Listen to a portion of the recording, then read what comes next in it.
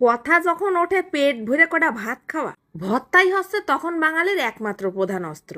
আসসালামু আলাইকুম। সে ভর্তা দিয়ে কয়টা ভাত খেয়ে ঘস ঘস করে গ্যাস হোক আর পাদ হোক, দরকার হলেই কাঁচা আদায় লবণ মাখায় খায় শীত হয়ে পড়ে থাকবে, কোনো সমস্যা নেই। পায়খানাতে বেরোয় টেবিল ফ্যান ছেড়ে উল্টো দিক ঘুরে কুজো হয়ে বাতাস খাবে। তারপরেও বাবারে বাবা, বাঙালি ঝাল ঝাল ভর্তা খাওয়া ছাড়বে না। রোজাটা খুলে সেরে আজকে যে কি দিয়ে কয়টা ভাত খাইলাম, আগের থেকে কিন্তু কয়ে দিছি আপনারা গলায় একটা বালতি ঝুলে বসেন। পানি দিয়ে আলু সেদ্ধ করলে আলু ভর্তা কি রাম জানি প্যাস প্যাস করে, জিবলের সাথে ঠিক আঠার মতো লাগে না। আলুটা ছুলিয়ে পাতলা পাতলা করে কাটে ধুয়ে স্লাইড হালকা তেলের উপরে কম আছে ভাইজে সিদ্ধ করে নিছি। দেখেন দিন কি ফাইন দ্রুত হয়ে গেছে, কিডা অত সিদ্ধ করে সুলতি যে হাত পুড়াই, খালি খালি সময় নষ্ট। আর এই আলু ভর্তাটাই কিন্তু ফাইন একটা ঘেরান বেরোয়। এখন তো আর আলু সিদ্ধ টিদ্ধ করবো না। তারপর কটা চাল কুমড়োর বড়ি ভাইজে বেটে নিছি। প্রথমে গাদাখানিক ঝাল পেঁয়াজ ভর্তা করে নিলাম, আর সবগুলোর মধ্যে একটু একটু করে দিয়ে ফেলতেছি। হয়ে গেল একটা ভর্তা। আজকের এই রসুন ভর্তাটা বাবা আর কালে খাইনি এইরম স্বাদ। রসুন কটা লাল লাল করে ভাইজে নিয়ে বাইটে নিচ্ছি। এত ভর্তার ভিড়ে রসুন ভর্তা করবো না তা কি হয় নাকি?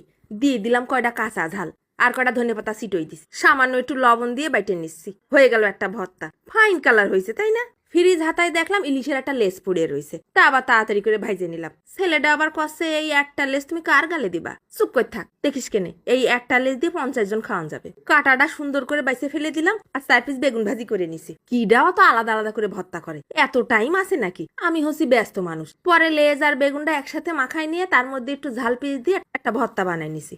ও খুদা, এই দেখি নর্মাল বেগুন ভর্তার থেকেও ফাইন স্বাদ হয়েছে। এই যে দেখেন ভর্তার বাহান নিয়ে চলে আইছি।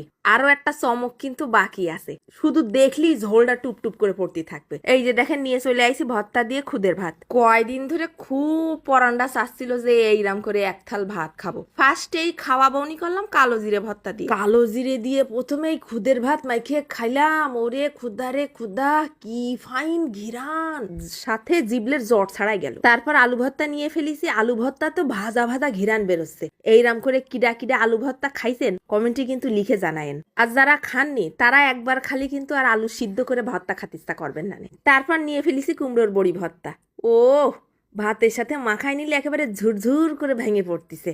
আর জিব্বার উপরে দিলি যেন কি ফাইন হালকা হালকা মুসমুসে মুসমুসে লাগতেছে, ঝাল ঝাল ফাইন স্বাদ লাগলো। তারপরই প্লেট ঘুরে নিয়ে চলে আসলাম ইলিশের ল্যাঞ্জা দিয়ে বেগুন ভর্তা। সে যা স্বাদ হয়েছে রে বাপু, খাওয়ার পর পুরোই জীবন দিয়ে দেওয়ার মতো। দুঃখের বিষয় হলো এইরাম খাতে খাতে আমার পাকস্থলীর সাইজ হয়ে যাচ্ছে পলিথিনের মতো বড় সড়ো। রসুনের ভর্তাটা দিয়ে ভাত মাখালি কিরাম যেন রোমান্টিক রোমান্টিক ফিল হচ্ছিল। শুধু খালি কি হবে, দেখতেও একটা চোখের শান্তি থাকা লাগবে না? ভাজা রসুন, কাঁচা ঝাল আর ধনেপাতা,